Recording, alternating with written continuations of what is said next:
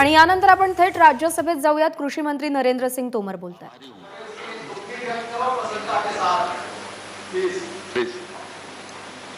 हम सब इस बात को भलीभांति जानते हैं कि 2020 हमारा कठिनाइयों का वर्ष रहा है। कोविड-19 का संकट आया, सारी गतिविधियों पर विराम लगा, अर्थव्यवस्था प्रभावित हुई, रोजगार प्रभावित हुए और परिस्थितियां ऐसी थी कि एकदम देश हतप्रभ था। लेकिन मुझे कहते हुए प्रसन्नता है कि हमारे देश का लोकतंत्र और हमारे देश के नागरिक दोनों इस देश की बड़ी ताकत है और इसी का यह परिणाम हम सब लोगों को ध्यान में आया कि जब लॉकडाउन 1 हुआ तो उस समय देश ने जिस प्रकार से अनुशासन का परिचय दिया, उसकी जितनी प्रशंसा की जाए उतनी कम ही है। हम सब इस बात को भलीभांति जानते हैं कि वह कालखंड ऐसा कालखंड था कि अगर महामारी का विस्तार होता तो शायद हमारे पास उतने साधन भी नहीं थे कि हम उसका मुकाबला कर पाते। चाहे वो पीपीई किट का मामला हो, चाहे मास्क का मामला हो, सैनिटाइजर का मामला हो, स्वास्थ्य व्यवस्थाओं का मामला हो। लेकिन प्रधानमंत्री नरेंद्र मोदी जी ने बहुत ही गंभीरता के साथ, साहस के साथ जो निर्णय किए और उन निर्णयों का जिस प्रकार से 100% पालन में राज्य सरकारों ने, नागरिकों ने भूमिका निभाई, वह निश्चित रूप से अविस्मरणीय है। इस दौरान बहुत सारे कोरोना वारियर उनका देहांत भी हुआ, बहुत सारे नागरिक भाई हमसे बिछड़ गए, कई संसद के साथी हमसे बिछड़ गए। निश्चित रूप से उसका भी दुख सारे देश को और हम सब लोगों को है। लेकिन ये भारत के लोकतंत्र और हमारी इन परंपराओं का ही परिणाम है कि प्रधानमंत्री जी के दृढ़ संकल्प और देश की ताकत दोनों ने मिलकर इस पूरी महामारी पर नियंत्रण प्राप्त करने की एक सफलतम कोशिश की। और आज हम ये कह सकते हैं कि इस प्रकार की जो महामारी है, इस महामारी से निपटने के लिए भारत पूर्ण रूपेण सक्षम है। एक पीपीई किट बनाना हमारे लिए मुश्किल होता था, आज हम पीपीई किट दूसरों को देने की स्थिति में आ गए हैं। जिला अस्पतालों तक में वेंटिलेटर की सुविधा हमारे यहाँ नहीं हुआ करती थी। यह सुविधा जिला स्तर के अस्पतालों से नीचे तक के जो हमारे छोटे अस्पताल हैं, वहाँ ऑक्सीजन की व्यवस्था, वेंटिलेटर की व्यवस्था पहुँच गई है और उसके कारण निश्चित रूप से इस पर नियंत्रण प्राप्त करने में हम लोग बहुत सफल हुए हैं। इसके लिए प्रधानमंत्री जी के इस कृतित्व की निश्चित रूप से मैं प्रशंसा करना चाहता हूं। आज जब इस वर्ष का बजट आया तो स्वाभाविक रूप से सरकार की तो ये कोशिश होती है कि वह सभी क्षेत्रों पर ध्यान दे, सभी वर्गों पर ध्यान दे। लेकिन वर्तमान जो परिस्थिति है, उस परिस्थिति में स्वास्थ्य सुविधाओं पर ध्यान देना हम सबके लिए अत्यंत आवश्यक है।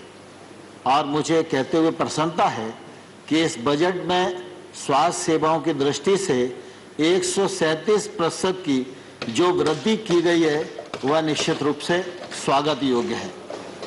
आमतौर पर जब इस महामारी से हम लोग जूझ रहे थे, उस समय ऐसा लग रहा था कि वैक्सीन हम पहले बनाएंगे या वैक्सीन दूसरे देश बनाएंगे और वो वैक्सीन हम सबको मिल पाएगी। लेकिन मैं आपके माध्यम से सभी लोगों को यह कहना चाहता हूं कि हमारे देश के वैज्ञानिकों ने वैक्सीन बनाकर जो देश को देसी उपलब्ध कराई, इसके कारण निश्चित रूप से भारत की ताकत भी बढ़ी है, भारत की प्रतिष्ठा भी बढ़ी है और हमारे वैज्ञानिकों का सम्मान भी बढ़ा है। कोरोना के इस कालखंड में चाहे उस समय दवाइयों को देने का मामला हो और चाहे आज वैक्सीन को देने का मामला हो, भारत दूसरे देशों की भी मदद कर रहा है। यह हम सब भारतीयों के लिए निश्चित रूप से बहुत ही गर्व की बात है। हम सब इस बात को भलीभांति जानते हैं कि प्रधानमंत्री नरेंद्र मोदी जी दूसरी बार बड़े बहुमत के साथ प्रधानमंत्री बने हैं।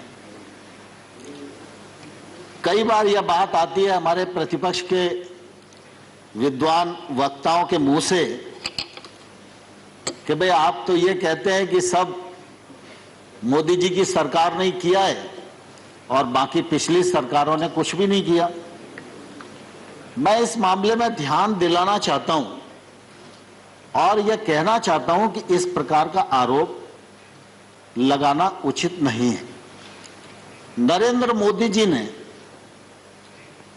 सेंट्रल हॉल के अपने पहले भाषण में, जब उनको नेता पहले कार्यकाल में चुना जा रहा था तब भी, और 15 अगस्त के लाल किले से दिए जाने वाले उद्बोधन में भी उन्होंने यह कहा था जोर देकर कि मेरे पूर्व की जितनी सरकारें हैं उन सब सरकारों का योगदान देश के विकास में अपने अपने समय पर रहा है और इसलिए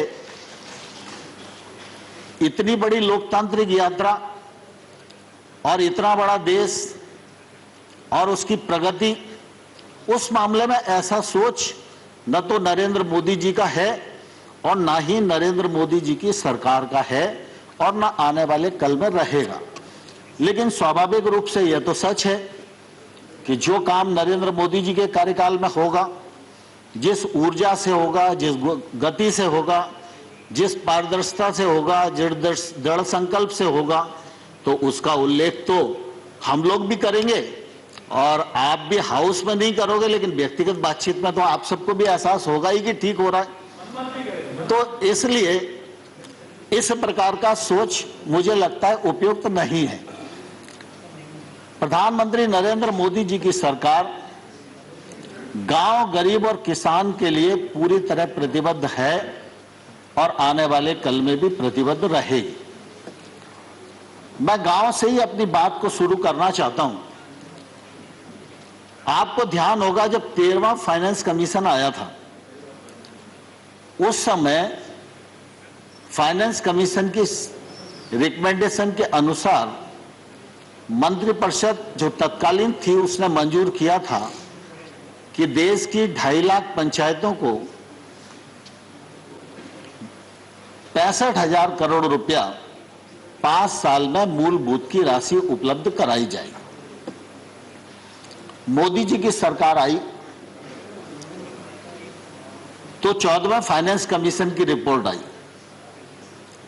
फाइनेंस कमीशन ने रिकमेंड किया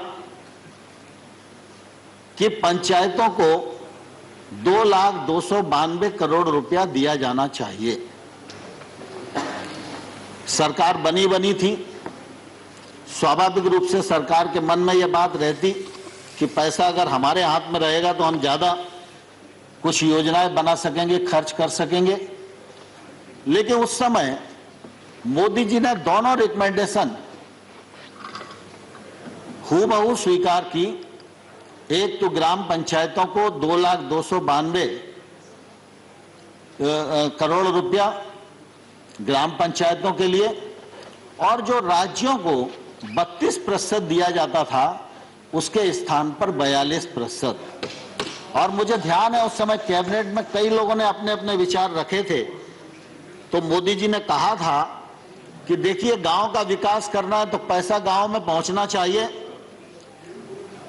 और केंद्र से ज्यादा अच्छी पहचान राज्य अपने क्षेत्र की समस्याओं के लिए कर सकते हैं। वो समस्याओं के नजदीक हैं, निराकरण उनके हाथ में है और अगर पैसा उनके पास रहेगा तो वो अच्छी योजनाएं बना सकेंगे और जब राज्य आगे बढ़ेंगे तभी देश आगे बढ़ेगा।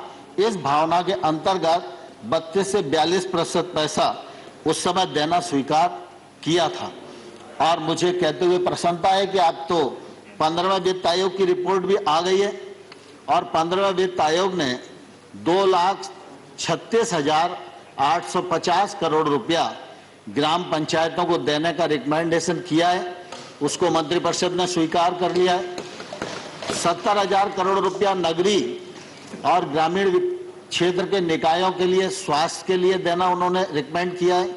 उसमें ग्रामीण निकाय के लिए 43,000 करोड़ रुपया लगभग है। तो ग्रामीण क्षेत्र में अब इन 5 सालों में ग्राम पंचायतों के माध्यम से 2,80,000 करोड़ रुपया व्यय होगा, जिसका परिणाम ग्रामीण विकास के रूप में आएगा। यह मैं आप सबके समक्ष इस समय कहना चाहता हूं। दूसरा, माननीय सभापति महोदय, ग्रामीण क्षेत्र में हम सब जानते हैं, यहाँ बहुत सारे हमारे साथी बैठे हैं जो गांव में रहने वाले हैं और गांव में चाहे आबादी के क्षेत्र में हमारा मकान बना हो, चाहे कोई भी संरचना हमने अपने रहने के लिए अपने खेत में बनाई हो, उसका मालिकाना हक किसी के पास नहीं होता था।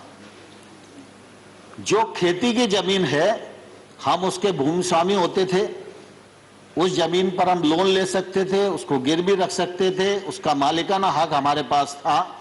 लेकिन अगर उस जमीन पर कोई बिल्डिंग बनी है, उसका हक और मालिकाना स्वतः किसी को भी प्राप्त नहीं था। मुझे कहते हुए प्रसन्नता है कि गत वर्ष पंचायती राज दिवस के अवसर पर हमने प्रधानमंत्री जी को अनुरोध किया और स्वामित्व नामक स्कीम प्रारंभ की, जिसको 6 राज्यों में हम लोगों ने पायलट किया और लगभग 1,47,000 लोगों को अभी तक मालिकाना हक दिया जा चुका है। और मुझे कहते हुए प्रसन्नता है कि वित्त मंत्री जी ने इस बजट में इस स्कीम को 6 राज्यों के अतिरिक्त अब पूरे देश में प्रभावी कर दिया है, पैसा देना स्वीकार कर लिया है। अब गांव में रहने वाला भी कोई नागरिक जिसका अपना मकान मालिकाना हक का नहीं है, उसको इस योजना के अंतर्गत सर्वे करके राज्य सरकार को अवगत कराया जाएगा। राज्य सरकार उसको मालिकाना हक प्रदान करेगी। अब अगर उसकी जमीन से कोई सड़क निकल रही है और उसका मकान प्रभावित हो रहा है, तो शहर की भांति ही उसके मकान का भी आकलन होगा और उसको मुआवजा राशि उसी हिसाब से मिलेगी।